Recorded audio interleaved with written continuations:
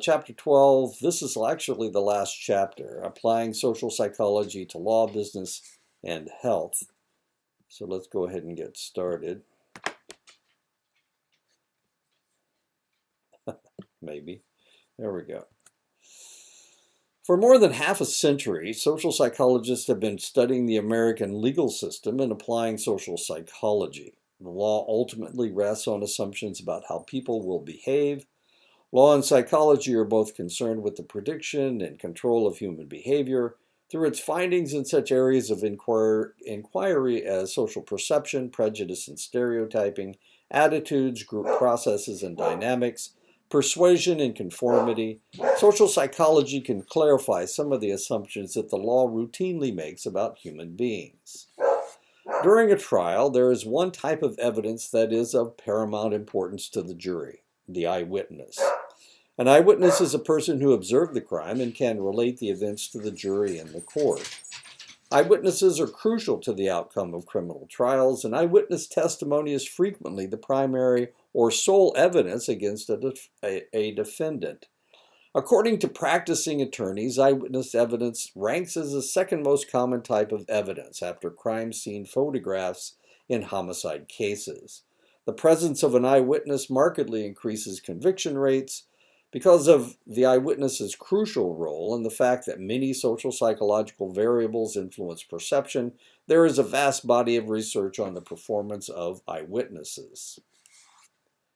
Two classes of variables can influence the accuracy of an eyewitness: estimator variables and system variables.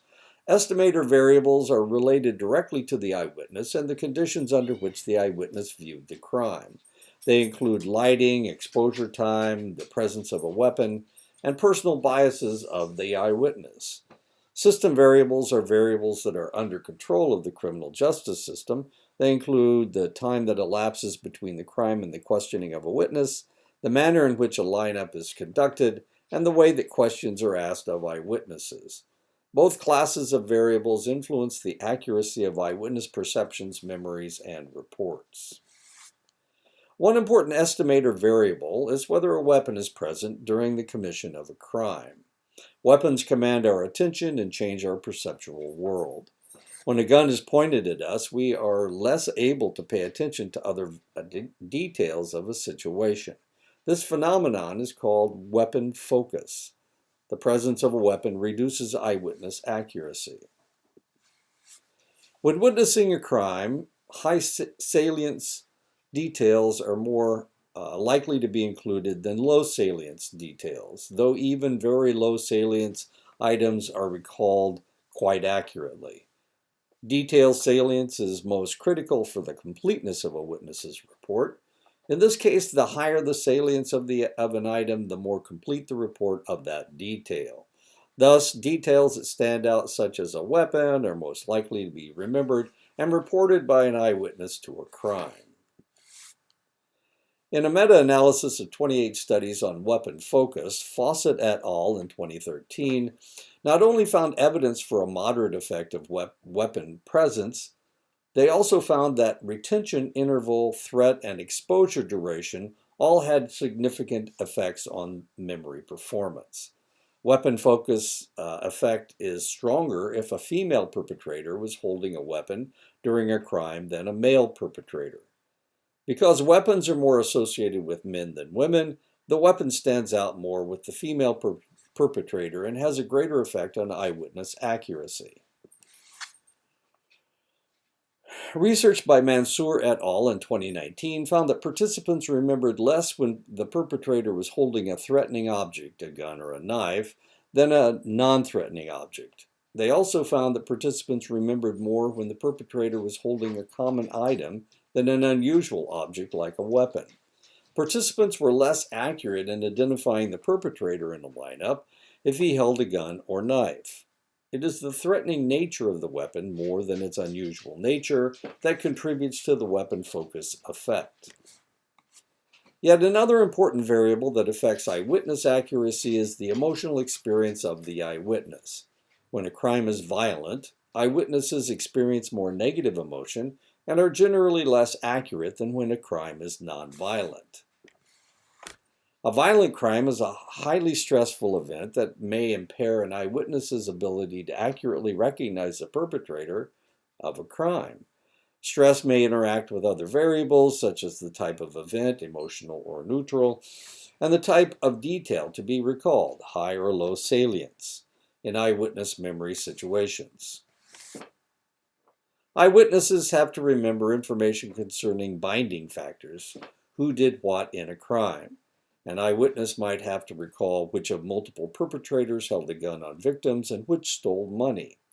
This is all in addition to having to recall specific details, for example, the race of the perpetrator or the type of gun. Earls et al. Found that emotion enhanced memory for the specific details, but not for binding factors. They also found that this effect was strongest for older compared to younger witnesses. Now, this is kind of an interesting film. This is actually from a video. That's George Michael there, if you recognize him. That's from a Christmas song. I thought he had his arm around her neck a little bit too tight. Anyway, human memory tends to be more frail and subject to outside influence than we are willing to admit. In our day-to-day lives, we have memory failures all the time. When an eyewitness fails to recall something accurately, it may mean that an innocent person goes to prison. Our memories are stored in a dynamic way. We tend to store details of events, and during recall, we reconstruct the original event through a process known as reconstructive memory.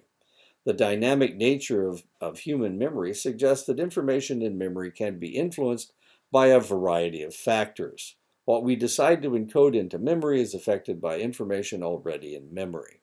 Information already in memory can be affected by post-event information, new information that we encounter after witnessing an event. Post-event information in a variety of forms has been found to influence what eyewitnesses have in memory and what they report about a crime.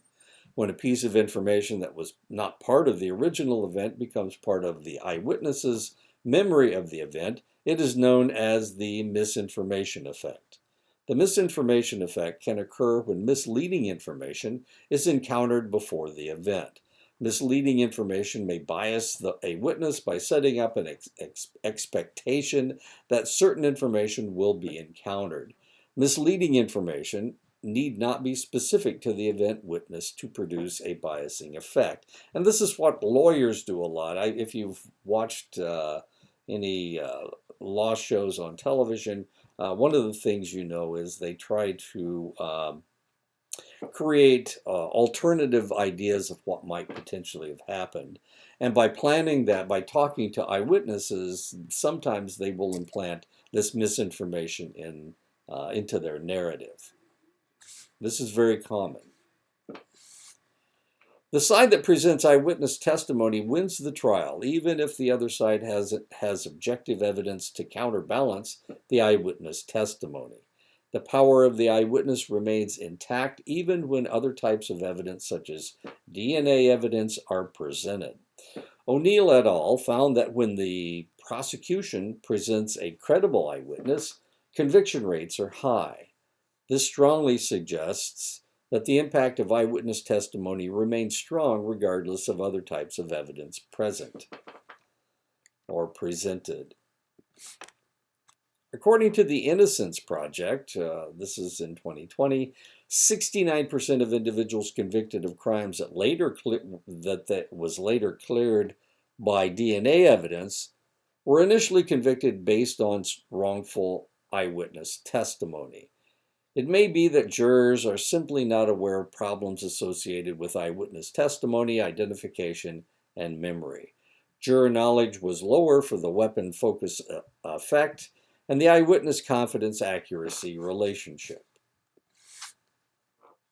One solution to this problem is to have a social psychologist provide expert testimony about the potential pitfalls of eyewitness testimony. Such expert testimony has been allowed and used in criminal trials. Two major issues arise when considering the role of expert witnesses. First, are jurors already aware of the problem associated with the eyewitness testimony? Second, will an expert make jurors overly skeptical and lead them to reject all eyewitness testimony? A typical criminal trial is played out in 3 acts, each with a number of scenes. The first act involves selecting a jury. A panel of citizens, known as the venire, is drawn from the community. From the venire, the jury is selected. The second act is the trial itself. During the trial, and if you've been watching what's going on with Donald Trump in New York, his hush money case in New York, they've been working on seating a jury, and they've had a problem. They've had over 100 jurors that they've attempted to seat, and they actually had to release 2 of them because they were being threatened or they thought they had been identified. And of course, that can be a potential problem. Most trials aren't as notorious as President Trump or former President Trump's trial for hush money, but this one is fairly notorious, I guess. The second act is the trial itself. During the trial, the lawyers make opening and closing statements, witnesses are presented, and the judge issues instructions to the jurors. If there are eyewitnesses to the crime, they often form the centerpiece of this part of the process, and that's what you're going to see in the Trump trial.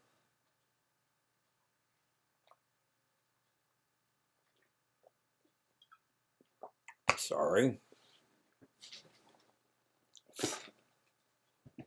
You're going to see that the prosecution has several eyewitnesses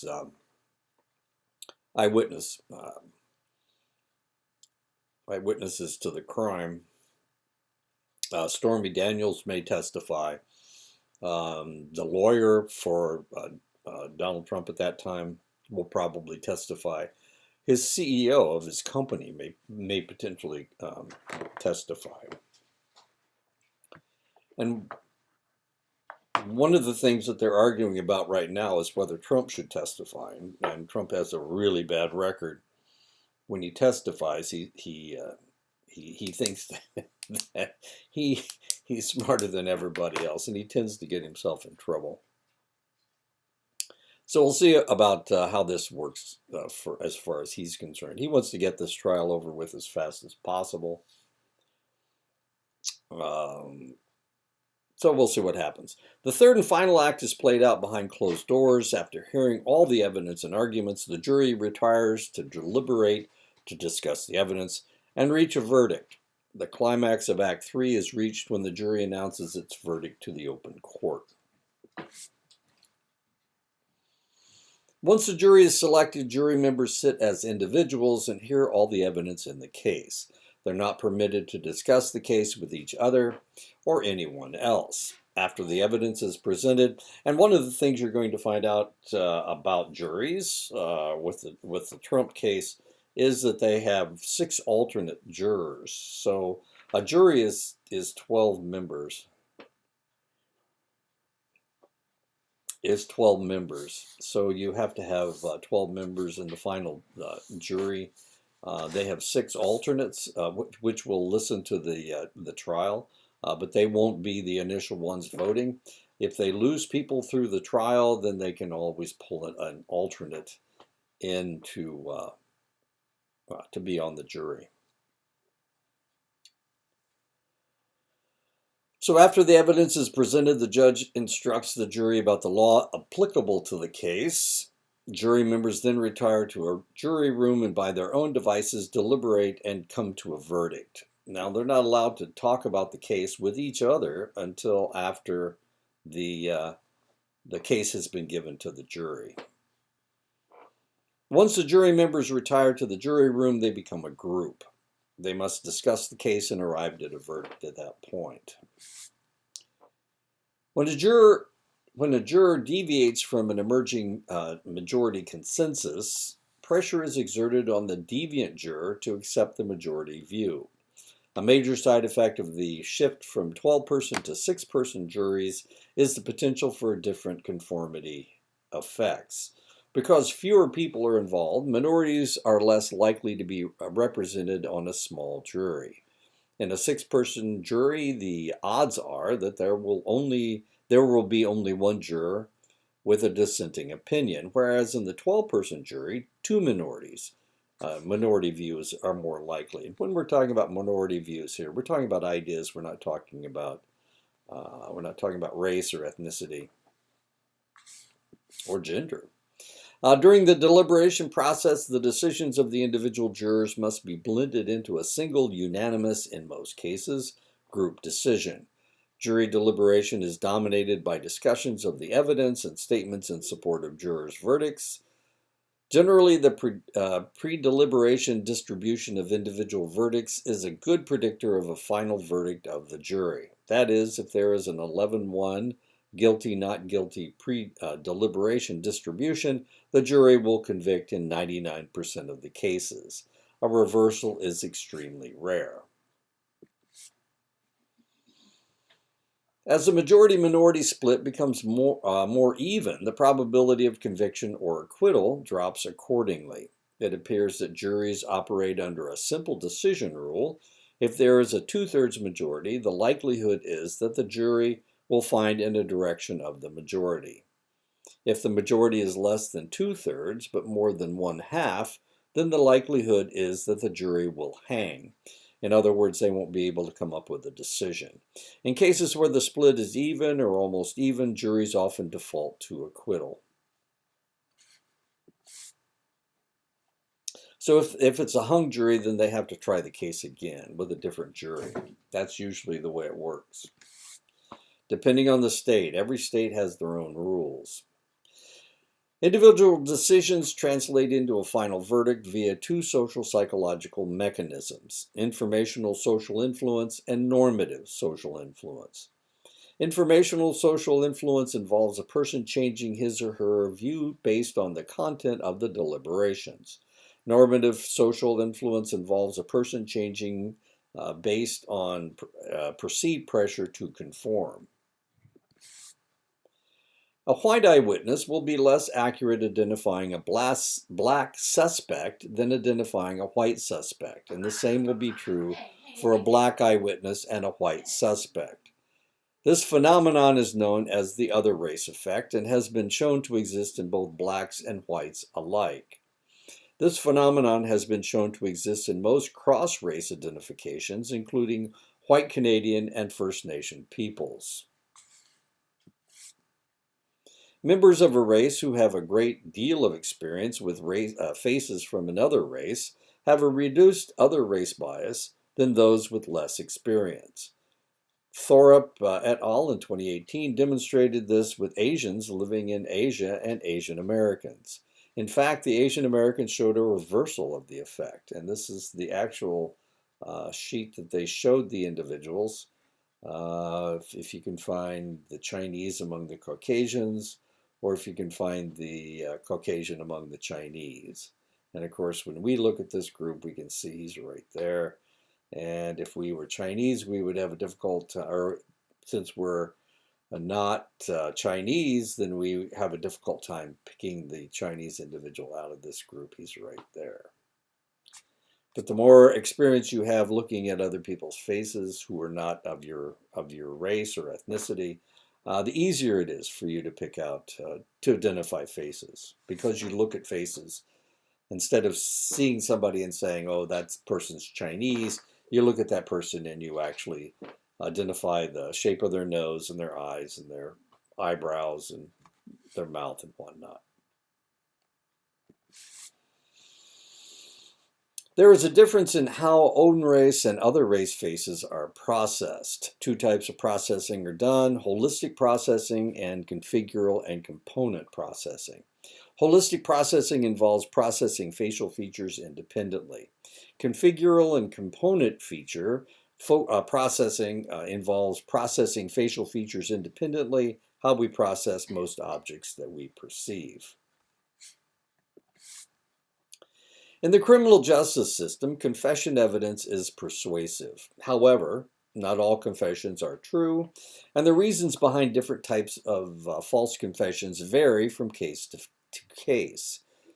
Kassin and Reitzman in 1985 categorized false confessions as falling into one of three categories: voluntary false confessions, compliant false confessions, and internalized false confessions. Voluntary false confessions are situations where an individual claims responsibility for a crime without police influence. Compliant false confessions are characterized by suspects confessing in order to escape a stressful police interrogation or to avoid punishment. Internalized false confessions occur when suspects not only confess to a crime that they did not commit, but often through the use of suggestion come to believe that they are actually guilty. How frequent are false confessions? One study showed that 32% of confessions from German prison inmates were false, and a percentage in line with other research. And this was done in 2020 in modern Germany. This isn't in the past. One tactic used in interrogations to discover false confessions is the introduction of misinformation. A factor that can lead to a false confession is sleep deprivation. Sleep deprivation may be a problem if interrogations last for several hours. In verified cases of false confessions, 39% lasted between 12 and 24 hours, and 34% between 6 and 12 hours. According to Leo and Davis, between 14 and 60% of wrongful convictions relate to false confessions. Leo and Davis suggest that false confessions bias a criminal case because of 7 psychological factors: the information in the confession itself, tunnel vision, and the confirmation bias. Motivational bias. Once a confession is obtained, the goals of investigators and prosecutors can change from finding the truth to obtaining a conviction. Escalating commitment to the idea of the suspect's guilt. Emotion. Confessions, including false ones, take place in the context of strong emotion. Institutional considerations. Institutional factors such as financial considerations may motivate investigators to elicit a confession. An adequate context for evaluating evidence. Okay, we're not going to talk about the law anymore. Now we're going to go into industrial organizational psychology and why some people need to study it. I have a colleague who was a former student of mine who went into IO psychology. So I have a problem finding a job right now, but we'll see. I'm sure he'll find a job before the end of the year.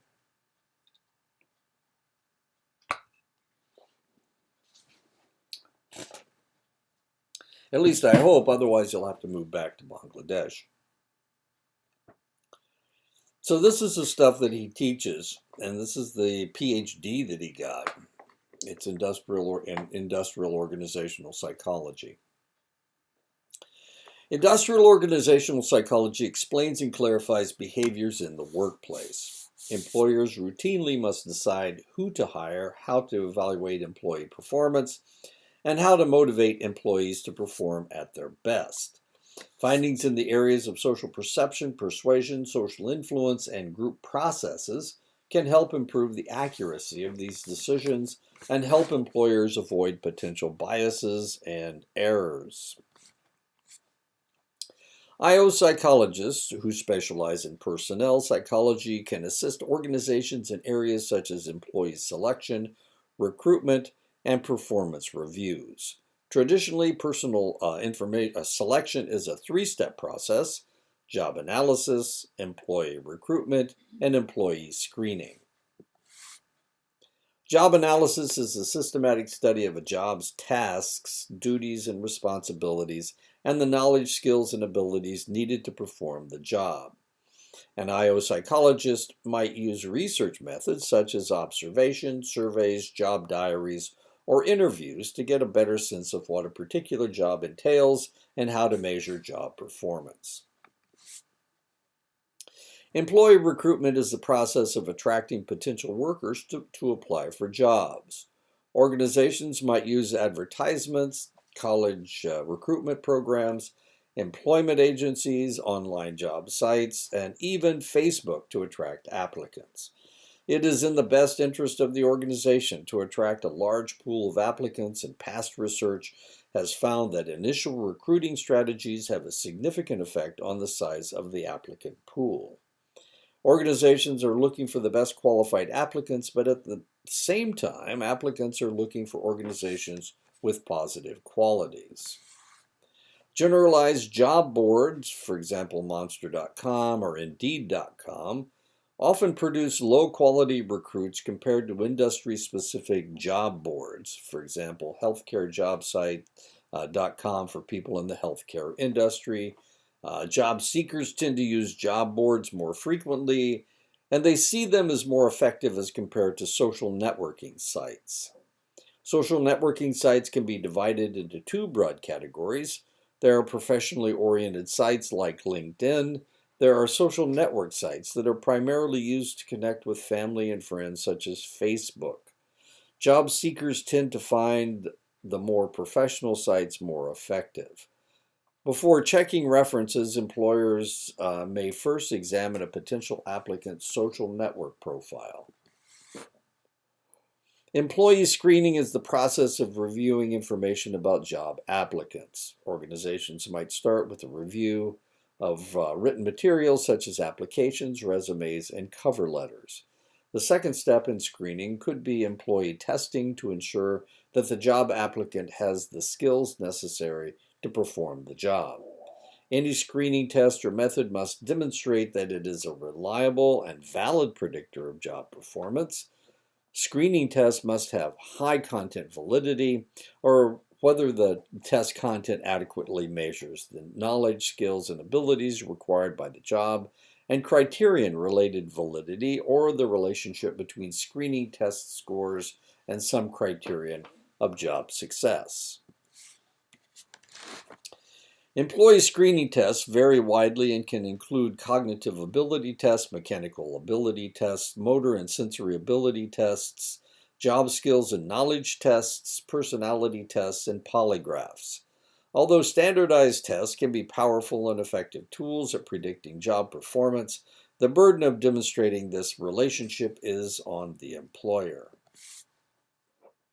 The Civil Rights Act of 1964 and its 1967 amendment prohibited discrimination based on race, religion, color, national origin, or sex. If an employment practice adversely affects one of these groups, the practice is illegal. The law allows employers to discriminate against employees on the basis of religion, sex, or national origin in instances where the religion, sex, or national origin of the employee is a bona fide occupational qualification, or BFOQ. And the reason I have a picture of people from Hooters is because Hooters is one of those employers that claim that they need attractive young women to be their servers, and other people can't be Hooters waiters or waitresses. There are no Hooters waiters. There's only Hooters waitresses, and they have to be young and in fairly good shape. And according to Hooters, that's a BFOQ. And this actually has never gone to trial, but people mention Hooters, the restaurants, as an example of a BFOQ. Employees need to know how they are doing in their job. Performance appraisals assess worker performance in comparison to some standards and provide valuable information to the worker and the organization. Performance appraisals are usually tied to pay increases and promotions, and ideally, they should help to improve employee performance. There are different types of measures or tools that can be used to evaluate an employee. Supervisors may choose to compose a written narrative of the worker's performance or complete a checklist of the worker's performance on different tasks. On trait-based scales, workers are evaluated on their personality and job-related traits, such as leadership and initiative.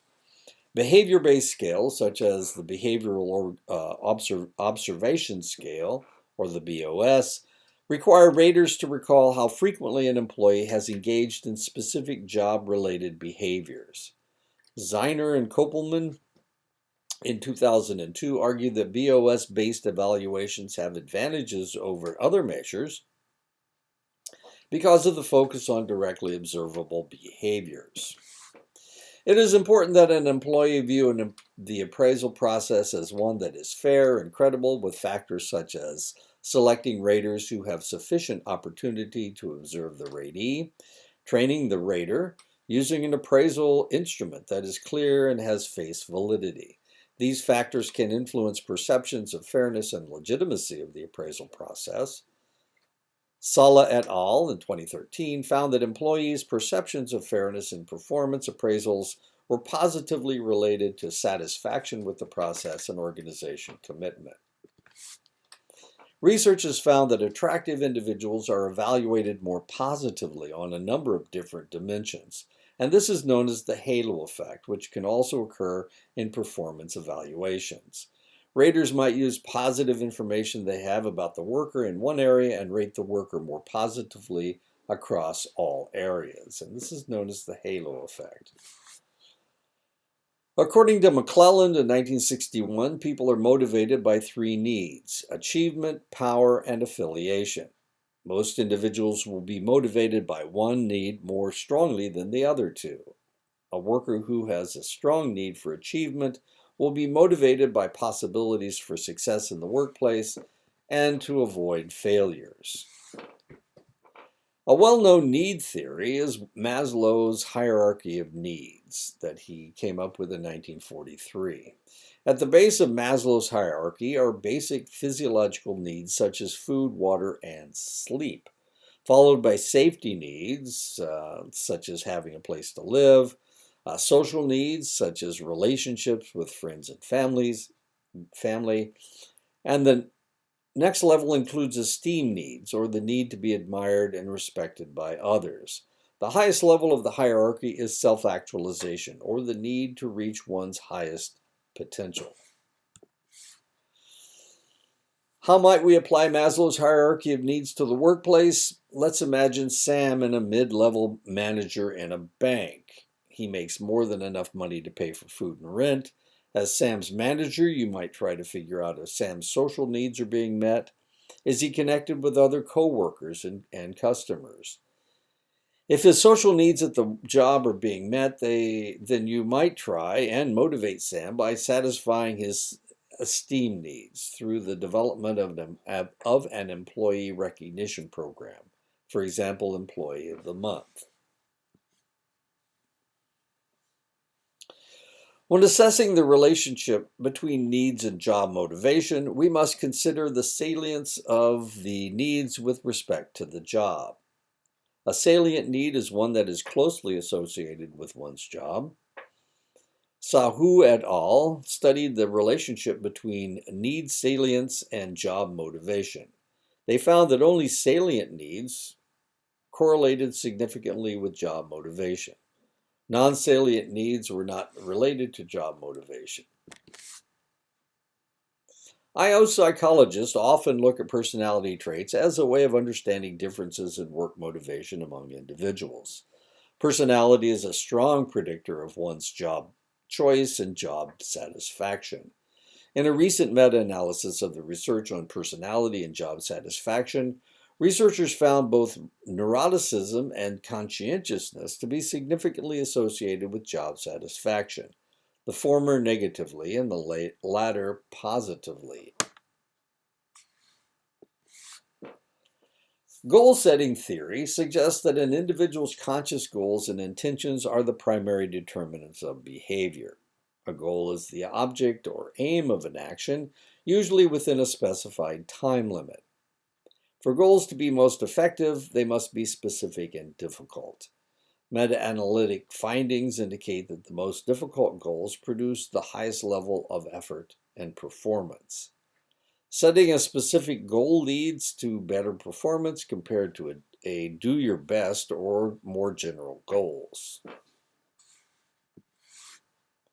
For goals to be effective, they must be clear and individuals must be committed to them. Individuals tend to be more committed to goals that are important to them and more committed when self-efficacy is high. Individuals need to believe that they can actually achieve the goal. Organizations can facilitate self-efficacy by providing workers with skills, training, and mentors. They can provide workers with feedback about performance, which can increase motivation toward the goal. Feedback allows for individuals to make changes to their strategies and adjust their future behaviors.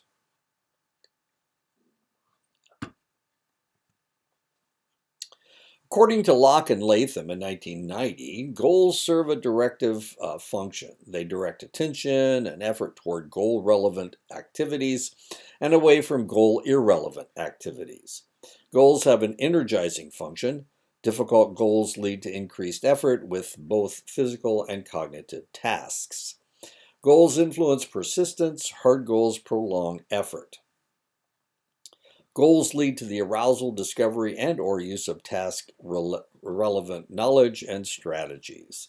If the task for which a goal is assigned is new to people, they will engage in deliberate planning to develop strategies that will enable them to attain their goals.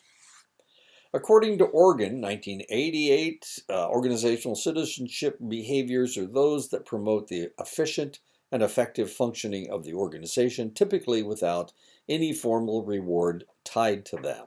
Organizational citizenship behaviors can fall into one of several categories: altruism, conscientiousness, sportsmanship, courtesy, and civic virtue. Research has found that higher levels of charisma in a leader is positively related to organizational citizenship behaviors. But this relationship was mediated by work engagement. Charismatic leaders are more likely to have workers who are engaged in and enthusiastic about their work, and this, in turn, is related to more organizational citizenship behaviors.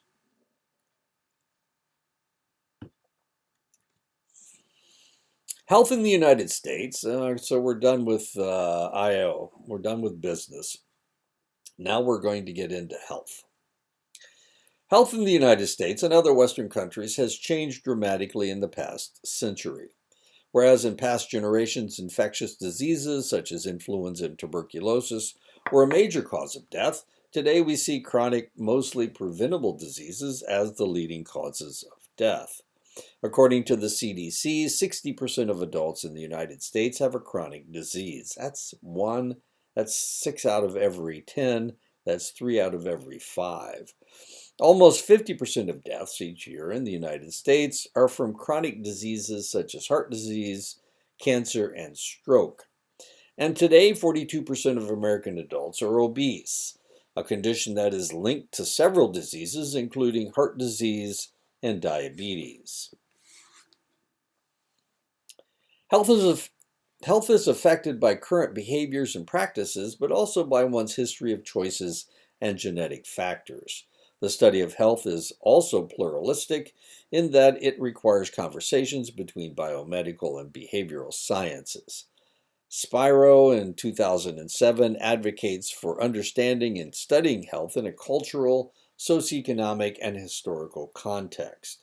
He emphasizes the importance of recognizing individual differences in health, both within and between individuals.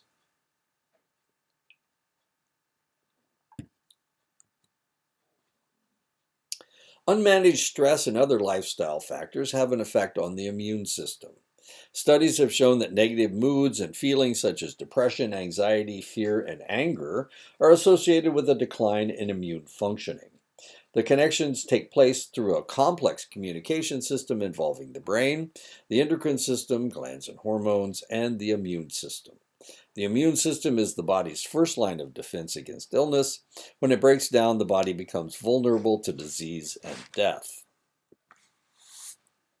A way of defining stress focuses on how people react, both physiologically and psychologically, when they are in stressful situations. Saley proposed a three-step model called the General Adaptation Syndrome, describing the reactions of the body to a stressor, any event or situation that requires that a person make an adjustment. So there can be positive stressful events and negative stressful events. Stage one of this Saley's model is the alarm stage, in which the body reacts to the stressor with an instinctive automatic response. A branch of the autonomic nervous system, a part of the nervous system that operates independently of conscious thought, releases hormones into the bloodstream that prepare the body for fight or flight. Heart rate accelerates, bronchi dilate to allow more air into the lungs, the liver releases sugar for extra energy, digestion halts, perspiration increases to cool the skin, hearing and vision become more acute, and endorphins are released to provide pain relief in the case of injury. In case of injury, the body resists such dramatic change from the alarm stage, and as soon as possible, it initiates the adjustments needed to restore balance. Stage two is the resistance stage, in which the alarm reaction is halted and the body attempts to restore normal functioning. If the stressful situation persists, or if there is a series of such events, the body has difficulty returning to normal. Both the alarm reaction and the resistance stage require a considerable amount of energy. If these stages go on for too long, reserve stores of energy are depleted, and the third stage, the exhaustion stage, sets in. This is not the everyday kind of exhaustion. Rather, it is a profound, life-threatening physiological exhaustion that may be accompanied by such symptoms as distorted thinking and perceptions. At this point, the person becomes vulnerable to disease or death. The effect of an external stressor on a person is mediated first by the person's appraisal, the primary appraisal, of the stressor, and second on the resources available to deal with the stressor, and that's a secondary appraisal. Primary appraisals involve an individual making an assessment of what is happening in a situation. Secondary appraisals address what one can do about the situation and can be classified as either problem-focused coping or emotion-focused coping. Individuals will engage in both problem-focused and emotion-focused coping strategies. Challenge appraisals are more likely to be followed up by problem-focused coping strategies than threat appraisals. When you view the stressful situation as an outcome, then you are less likely to think there is anything you can do to change that situation. In such cases, individuals focus on making themselves feel better about the situation, emotion-focused coping. However, when you view the stressful situation as one that is still malleable, then you are more likely to try and make the situation better, problem-focused coping. Both good and bad events are considered stressful. Getting married is almost as stressful as going to jail. Wow, that's not a very good comparison. We'll let it go. It may not be that the stressful event causes illness. A person may already be getting sick and therefore be experiencing some of these difficulties. Although stress has been associated with many physical and psychological disorders, not everyone who experiences stress is afflicted. Some people develop effective mechanisms to cope with the stress that they experience. These coping mechanisms help individuals lessen and manage both the causes and the effects of stress. There is a range of responses that individuals have to stress. Some of those responses are negative, such as drug and alcohol use, while other responses are more positive, such as exercise and reliance on social support. Psychologists are interested in the individual difference variables and socio-structural and situational factors that influence responses to both acute and chronic stress. Research on resilience offers insights into how individuals not only respond to stress, but thrive in the conditions of adversity. Resilience has three components. Recovery, defined as a return to baseline function following a major stressor. Sustainability, which is the capacity to continue forward during stressors. And growth is indicated by enhanced adaptation beyond original levels of functioning. Now, one of the things that you need to know, well, you know a lot of stuff about me, but one of them is that I never get sick. I never get sick. So evidently, either I'm under no stress at all, which can't possibly be true, or I'm highly resilient. My immune system is very strong, which is kind of weird because I don't have a spleen, and that's a major part of your immune system. But I never get sick. I never catch the flu. I never catch a cold.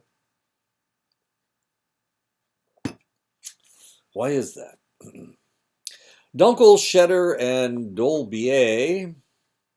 Dunkelscheder is one person, and Dolbier in 2011 identified categories of resilience, resources that individuals use to help them adapt to high levels of chronic stress. Personality or individual resources, self and ego-related resources, interpersonal and social resources, worldviews and culturally based beliefs and values, behavior and cognitive skills, other resources such as level of education, health practices, and past experiences with adversity. When individuals are able to call upon these resources, they increase the likelihood that they can achieve healthy physical and psychological functioning in spite of stress or other negative events. People who believe that they have some degree of control over what happens to them also feel that they can effectively cope with stressful or threatening events. These individuals usually express feelings of self-efficacy, the notion that one can do what one sets out to do. People who have strong feelings of self-efficacy are likely to respond to stress by throwing more effort and resources into coping with the threat. According to Skinner and Zimmer Gimbeck in 2011, when individuals have confidence and high self-efficacy, they're more likely to approach a stressful situation as a challenge as opposed to a threat. They stay focused on solutions to a problem and break tasks into manageable parts. These processes are more likely to be successful when dealing with stressful situations and may even reduce the likelihood of future stressful situations. Individuals who feel they have less control are more likely to see a situation as threatening and give up quickly. Instead of focusing on how to solve the problem, these individuals are preoccupied with fear and worry. Some people are more optimistic than others. Optimistic people are higher on a personality trait known as dispositional optimism, which is the tendency to see things from an optimistic perspective.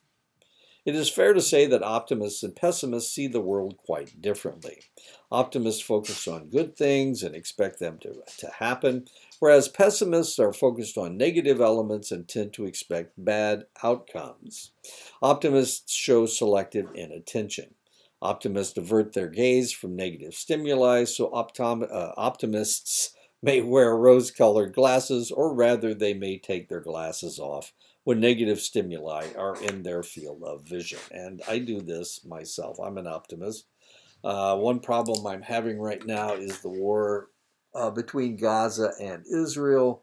I'm not reading any news stories about Gaza and Israel because I don't like the fact that that Israel is making such a all-out effort to destroy Hamas. They seem to be killing too many civilians, and that bothers me. Um, I'm well aware of a lot of things, but I'm just not reading stories about Gaza and Israel, and that may be selective inattention on my part. I'm fairly well aware of everything else that's happening, what's going on in the Ukraine, what's going on around the world, the tension between the Chinese and the United States, the tension between Russia and the United States. I'm well aware of all of those things, but Gaza and Israel, I am staying away from. Selective inattention. We know that optimism is sometimes extraordinarily helpful in human affairs. Compared with a pessimistic coping style, an optimistic coping style appears to help individuals recover more rapidly and more effectively from coronary bypass surgery. Research demonstrates that optimistic bypass patients have fewer problems after surgery than pessimistic patients. Following their surgery, the optimists reported more positive family, sexual, recreational, and health-related activities than did pessimistic patients. Positive moods affect the way both sick and healthy people deal with stress. People who were sad reported more general aches and pains than did happy people. A positive mood increases people's belief that they could lessen their symptoms and cope so that they could carry on daily activities. Mood may also influence the course of illness. A sad, depressed mood often leads to feelings of fatigue and weakness. People may tend to interpret these symptoms as part of their physical illness. Such a misinterpretation of symptoms may slow recovery. And this is something that happened to me when I was studying psychology. When I first started studying psychology, I don't have a bachelor's degree in psychology. I have a master's degree in psychology. So I was working on my master's degree, and I was taking a class from an individual. It had to do with behavioral therapy, behavior therapy. And this guy said, I haven't had a cold for however many years. And at that time, I had a cold. I had a cold, but I was fighting with my ex-wife at the time. And he said, the problem is, and the reason people have colds is because there's something that they haven't told people, somebody. They haven't told somebody, and this is causing them to get congested, And when I realized that that's what was going on with me, my cold went away. My cold almost immediately went away because there was something I wasn't saying to my ex-wife. She was my ex-wife at the time. It was tough. I was I was in the military, and I had 2 kids, and she wasn't helping me take care of them. It was rough, and that's what I wanted to tell her, to leave me alone. Either, sometimes she was there, sometimes she wasn't. Anyway, that's what I needed to tell her. And I haven't had a cold since, as weird as that may seem, because I am aware of what colds are. And if I start to get sick, I just tell myself, well, I know that there's a reason behind this that doesn't have anything to do with cold viruses, so it just goes away. Some researchers argue that there is a disease-prone personality in which a persistent depressed mood plays an important role. A good mood is often expressed in laughter. Research shows that laughter may play a role in altering the course of some types of illnesses. The Duke University Comprehensive Cancer Center uses humor, art, music, literature, and anything related to the patient's interests as part of the treatment, including a laugh wagon stocked with humorous tapes and books. And I am a strong believer in happiness and laughter.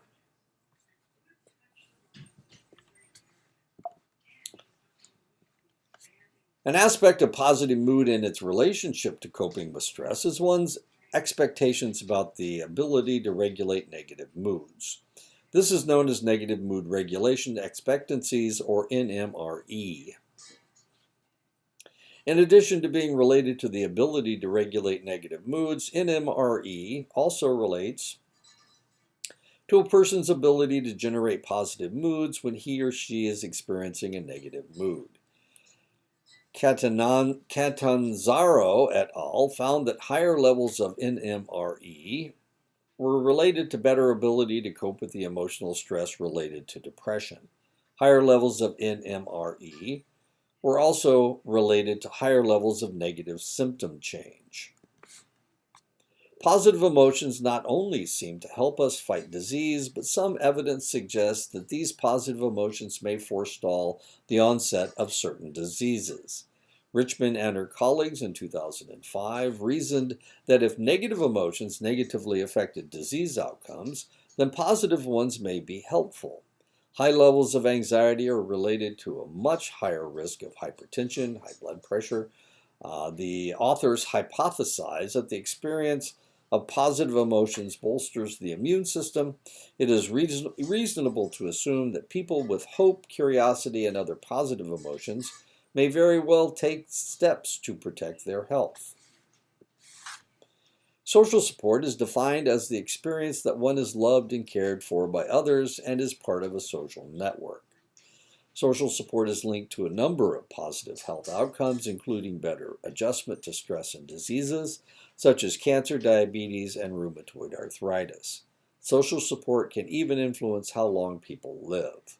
In a study with terminally ill patients, those who received social support from volunteers lived an average of 80 days longer than those who did not have such support. Other longitudinal research has found that social support can increase one's life expectancy by more than 2 years. Some research has shown that although spouses can be positive sources of social support during an illness, they can also undermine their partner through criticism and blame. Looking at older married couples, wives reported giving more social support to their husbands than receiving. Reports from husbands tended to agree with this finding. They reported receiving more support from their wives than giving. Higher levels of social support were related to lower levels of depression and better emotional functioning in wives. However, wives' reports of being undermined by husbands were related to more depression and diminished emotional functioning in wives. And that is the end of that. So we're done. I've had a good time. I've put together a new, this is from a new textbook as far as I'm concerned. If you didn't like the textbook, then drop me a line and tell me that you didn't like it. Then I'll switch back to something else. There are a couple other textbooks out there. The reason I chose this textbook is because it is less expensive. And I know how that helps students. There's no reason for you to buy a $200 textbook when a $30 textbook or whatever, a $50 textbook is good enough. So drop me a line and tell me how you like the textbook. One of the things that you need to do is they want you to evaluate the class. I'm not sure how that happens because they have not shown us how that works, but I'm sure they've told you, so that's what you need to do. So get all your stuff in. You have until the end of the semester to get your paper done, to get all your postings done, to take all the quizzes, and hopefully you'll pass everything this semester.